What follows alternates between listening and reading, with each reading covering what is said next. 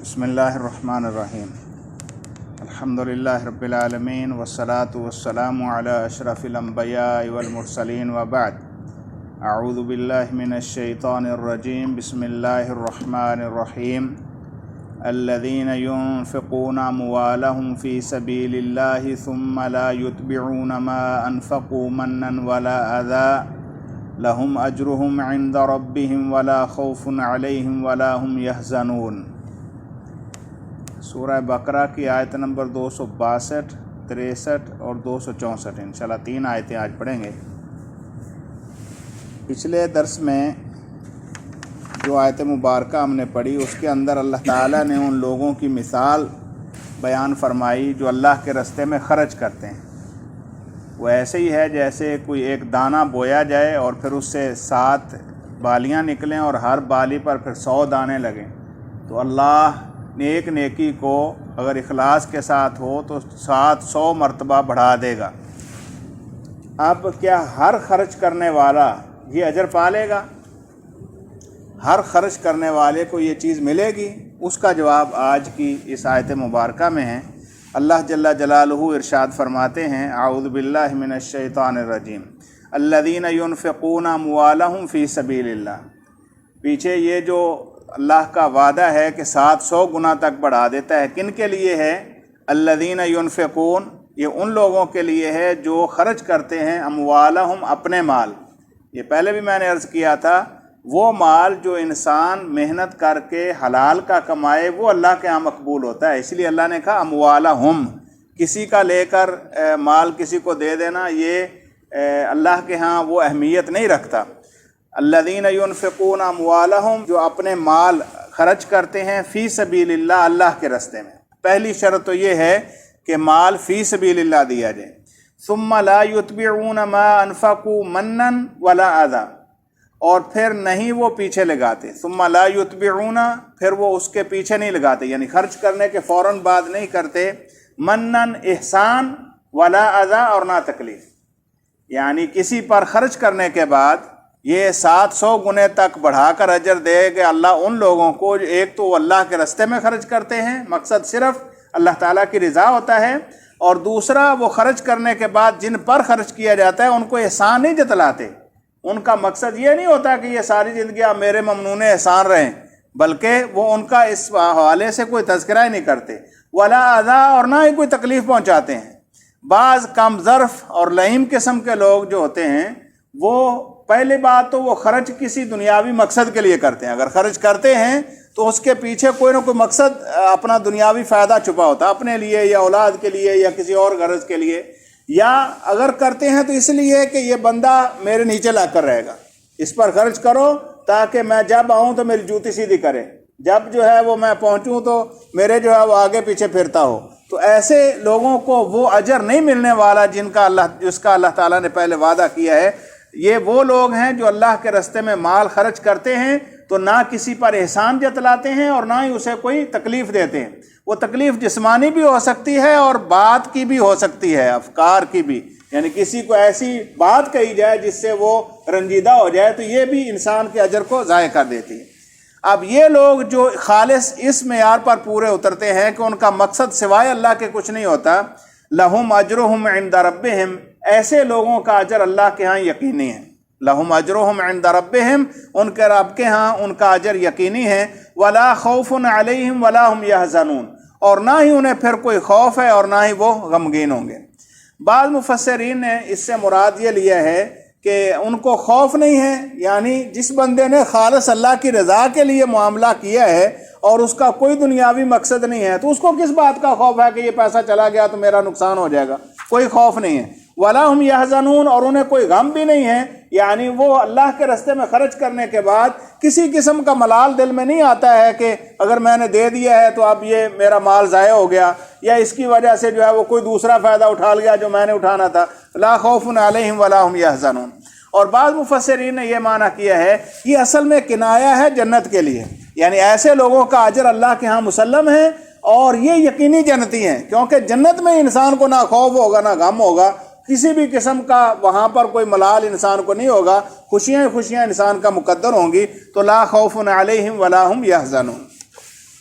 قول معروف و مغفرۃ خیر من صدقہ۔ قول معروف اچھی بات کہہ دینا، قول معروف عرف کے مطابق خیر والی اچھی بات کرنا، و مغفرہ اور معاف کر دینا، خیر من صدقہ اس صدقے سے بہتر ہے، اس مال خرچ کرنے سے بہتر ہے، یتبعھا اذی جس کے پیچھے کوئی تکلیف ہو۔ یعنی انسان مال خرچ کرے اور پھر اس مال خرچ کرنے کے بعد، اب مال خرچ کرنے کا اللہ تعالیٰ نے یہ وعدہ کر رکھا ہے کہ 10 70 دفعہ 100 دفعہ تک اللہ بڑھا دے گا، اور پھر اس سے بھی زیادہ جس کا چاہے گا اور بڑھا دے گا۔ اب یہ مال خرچ کرنے کا اتنا بڑا اجر ہے، لیکن اگر کوئی شخص مال خرچ کرنے کے بعد اس کو اندیشہ ہے کہ میں کوئی نہ کوئی جو ہے وہ غلطی کر بیٹھوں گا، تو وہ کوئی بھلی بات ہی کر دے، یعنی کسی پر مال خرچ کرنے کے بعد اس پر احسان جتلانا یا اس کو تکلیف دینا، اس سے بہتر ہے کہ انسان کسی کو کوئی اچھا کلمہ بول دے، کوئی خیر کی بات کہہ دے، کسی کے چہرے پر مسکراہٹ پیدا کر دے۔ تو اللہ کہتے ہیں قول معروف و مغفرہ، اور اسی طرح کسی کو معاف کر دینا، چھوٹی موٹی کسی سے غلطی ہو جائے اس کو معاف کر دینا، یہ بہتر ہے اس صدقے سے جس کے پیچھے کسی قسم کی تکلیف ہو۔ واللہ غنی حلیم، یاد رکھو اللہ بڑا بے پرواہ ہے، اللہ غنی ہے، اللہ کو ان صدقات کی ضرورت نہیں ہے۔ اللہ ذوالجلال والاکرام تو غنی ہے، اس کے خزانے تو بھرے ہوئے ہیں، یہ اس نے نظام ایسا بنایا ہے تاکہ لوگوں کے درجات کو بلند کرے، تاکہ لوگوں کی بنیادی ضروریات دنیا کے اندر اللہ بندوں کے ذریعے پوری کر دے۔ وہ جس کو چاہے بے دعا صاحب نواز دے، اس کو کوئی پوچھنے والا نہیں ہے، وہ غنی ہے۔ اور ساتھ ہی فرمایا حلیم، اللہ بڑا بردبار ہے۔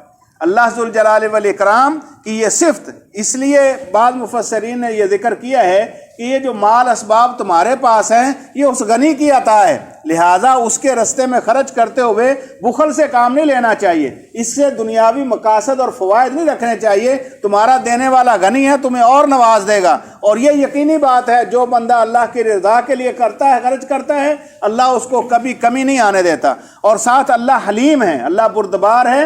اب اللہ ایسے لعیم اور ایسے کم ظرف لوگوں کو پسند نہیں کرتا جو دیتے ہیں تو پھر احسان جتلاتے ہیں، دیتے ہیں تو اس کے اوپر کوئی نہ کوئی تکلیف ڈال دیتے ہیں، بلکہ اللہ خود بردبار ہے اور ایسے لوگوں کو پسند کرتا ہے جن کے اندر حلم ہے، بردباری ہے۔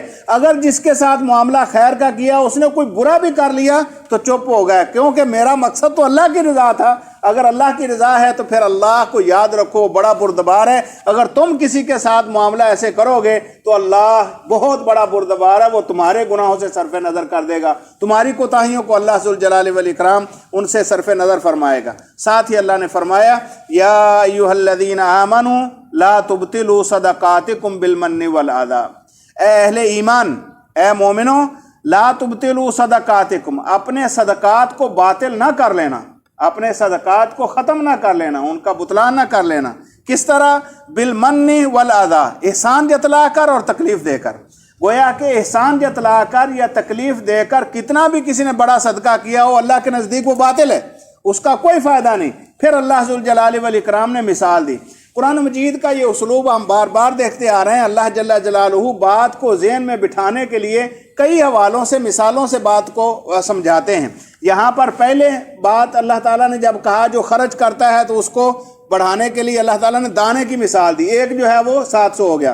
اب ذرا اگلی مثال سنیے ان لوگوں کی جو خرچ تو کرتے ہیں لیکن ان کے پیچھے کوئی تکلیف، کوئی احسان، کوئی کسی قسم کا دنیاوی مقصد ہے، تو ان کی مثال کیسے ہے؟ کالذی ينفق مالہ رئاء الناس، ان کی مثال یعنی صدقہ کرنے کے بعد احسان جتلانا اور تکلیف دینا، یہ ایسے ہی ہے جیسے کوئی بندہ مال خرچ کرے، ينفق مالہ، اپنا مال خرچ کرے، رئاء الناس، لوگوں کو دکھاوے کے لیے، ریاکاری کے لیے، لوگوں کو جتلانے کے لیے کہ بڑا سخی ہے، بڑا سخاوت کرنے والا ہے، بڑا دینے والا ہے، لوگوں کو ہمیشہ نوازتا ہے۔ ينفق مالہ رئاء الناس، لوگوں کے دکھاوے کے لیے مال خرچ کرے، ولا یؤمن باللہ والیوم الآخر، لیکن اس کا ایمان نہ اللہ پر ہے نہ آخرت پر ہے، یعنی دنیاوی غرض کے لیے، دنیاوی مقصد کے لیے، اللہ تعالیٰ کی رضا مقصود نہیں ہے۔ لوگوں کی واہ واہ مقصود ہے، لوگوں کا جو ہے وہ مدح و ستائش مطلوب ہے، تو ایسے بندے کی مثال اللہ کہتے ہیں کہ اس کا گویا کہ اللہ اور آخرت پر ایمان ہی نہیں ہے۔ جس بندے کا ایمان اللہ اور آخرت پر نہیں ہے وہ واضح بات ہے لوگوں سے اپنا اجر وصول کرنے کی کوشش کرتا ہے، اور جس کی اصل مقصود ہی اللہ تعالیٰ کی رضا ہو، وہ کوئی بندہ اس کو کہے کہ ماشاءاللہ اچھا کیا، کوئی نہ کہے، پھر بھی اس کا مقصد اللہ کے ہاں پورا ہو جاتا ہے۔ تو اس کا ایسے ہی شخص ہے جیسے وہ خرچ تو کرتا ہے لوگوں کے دکھاوے کے لیے لیکن ایمان سے عاری ہے۔ فَمَثَلُهُ كَمَثَلِ صَفْوَانٍ، اس کی مثال ایسے ہی ہے جیسے کوئی چٹیل پتھر ہو، چٹان ہو، کوئی سخت قسم کی چٹان، علیہ تراب، اس کے اوپر مٹی آ جائے۔ اب یہاں رہنے والے ساتھی سارے بخوبی جانتے ہیں، صحرا میں آپ جاتے ہیں نا، بس اوقات ایسے لگتا ہے کہ یہ زمین بڑی ہموار، بڑی خوبصورت ہے، یہاں پر اگر کوئی چیز بوئی جائے نا تو بہت زبردست ہوگی، لیکن ہوتا کیا ہے، اوپر تھوڑی سی مٹی ہوتی ہے، نیچے پتھر ہوتا ہے، اور ایسا ملموس پتھر ہوتا ہے کہ اس کے اوپر کسی چیز کا اگنا ممکن ہی نہیں ہوتا۔ اللہ کہتے ہیں ان کی مثال ایسے ہی ہے جیسے کوئی پتھر ہو بہت بڑا، علیہ تراب، پھر اس کے اوپر مٹی آ جائے، فَأَصَابَهُ وَابِلٌ، پھر اس کے اوپر زوردار بارش برسے۔ اب مٹی اگر پڑی ہو، چٹیل پتھر ہو اور اس کے اوپر مٹی پڑی ہو، جس کو بندہ یہ سمجھے کہ یہاں پھل اگ سکتا ہے، کوئی سبزی اگ سکتی ہے، تو زوردار بارش برسے، فَتَرَكَهُ صَلْدًا، اور وہ بارش کے ساتھ ساری مٹی پانی کے ساتھ بہہ جائے اور وہ اندر سے سخت پتھر نکل آئے۔ لا يقدرون علی شیء، اللہ کہتے ہیں یہ جو صدقات ایسے کرتے ہیں نا دکھاوے کے لیے، کسی سے جو ہے وہ دنیاوی منفعت کے لیے، کسی سے واہ واہ سننے کے لیے، ان کی مثال ایسے ہی ہے جیسے وہ بظاہر دیکھا جا رہا تھا کہ بہت کچھ ہے، یہاں بہت کچھ ہوگا، لیکن حقیقت میں چند قطرے بارش کے یا زبردست بارش برسنے کے ساتھ اس کی مٹی ساری زائل ہو گئی۔ لا یقدرون علی شیء، یہ کسی چیز پر قدرت نہیں رکھتے۔ لا یقدرون علی شیء، یعنی نہ وہ وہاں کچھ بو سکتے ہیں، نہ وہاں سے کچھ کاٹ سکتے ہیں۔ تو اگر کوئی بندہ اللہ جل جلالہ کی رضا سے ہٹ کر خرچ کرے گا، اس کی مثال ایسے ہی ہے، بظاہر دیکھا جائے کہ یہاں ہوگا، بظاہر بڑا اعمال ہے، بظاہر بہت اللہ تعالیٰ کا ولی محسوس ہوتا ہے، بڑا لوگوں کے اوپر خرچ کرتا ہے، لیکن لا یقدرون علی شیء، اللہ کے ہاں ان کی کوئی ذرہ بھی قدر و قیمت نہیں ہے، کچھ بھی یہ وہاں سے وصول نہیں کر پائیں گے۔ اور ساتھ ہی اللہ جل جلالہ نے فرمایا لا یقدرون علی شیء مما کسبوا، یہ جو کما رہے ہیں ان میں سے ان کے ہاتھ کچھ نہیں آنے والا ہے۔ واللہ لا یہدی القوم الکافرین، اور اللہ کافروں کی قوم کو ہدایت بھی نہیں دیتا۔ یہ ایسے لوگ جن کو اللہ تعالیٰ نے نوازا، وہ اللہ تعالیٰ کی نوازش کے بعد اللہ کی رضا کے لیے خرچ کرنے کی بجائے ذاتی منفعت جو ہے وہ لے آئے، یا لوگوں کی ریاکاری اور دکھاوا اور لوگوں کی واہ واہ سننے کے لیے کرتے رہے، تو یہ ایسے اللہ کے منکر ہیں جن کو اللہ تعالیٰ ہدایت ہی نہیں دیتا۔ یہ پھر ایسے ہی ساری زندگی ٹامکٹویاں مارتے پھرتے ہیں، بڑے حاجی صاحب صدا لیں گے، بڑے سخی جو ہے وہ لوگوں کی نظر میں ہوں گے، لیکن اللہ کے ہاں ان کی کوئی اہمیت نہیں ہوگی۔ لہٰذا اللہ کا اجر، اللہ ذوالجلال والاکرام کا وہ نیکیوں کو بڑھانا ان کے لیے ہے جو مخلص ہوتے ہیں اللہ کے لیے، جن کو دنیا کی کوئی غرض نہیں ہے، وہ خالص اللہ کی رضا کے لیے کرتے ہیں۔ خاص طور پر اللہ جل جلالہ کا اہل ایمان کو خطاب، یا ایھا الذین آمنوا، یہ میں اور آپ ہیں، اے اہل ایمان، لا تبطلوا صدقاتکم بالمن والاذی، کسی کو اگر 2 روپے دے دو تو اس پر کبھی احسان نہ جتلانا، اور کبھی یہ تصور بھی نہ کرنا کہ یہ بندہ میرا شکریہ ادا کرے اس لیے میں اس کو دے رہا ہوں، ورنہ اللہ سارے اعمال باطل کر کے رکھ دے گا۔ اور کل قیامت کے دن بھی اگر کوئی شخص اللہ کے حضور حاضر ہوگا تو ایسے لوگوں سے اللہ بات بھی نہیں کریں گے۔ نبی مکرم صلی اللہ علیہ وسلم سے سیدنا ابو ذر رضی اللہ تعالیٰ عنہ بیان کرتے ہیں، آقا علیہ الصلوۃ والسلام نے ارشاد فرمایا ثلاثۃ لا یکلمہم اللہ، 3 قسم کے ایسے لوگ ہیں جن کے اللہ قیامت کے دن بات بھی نہیں کرے گا۔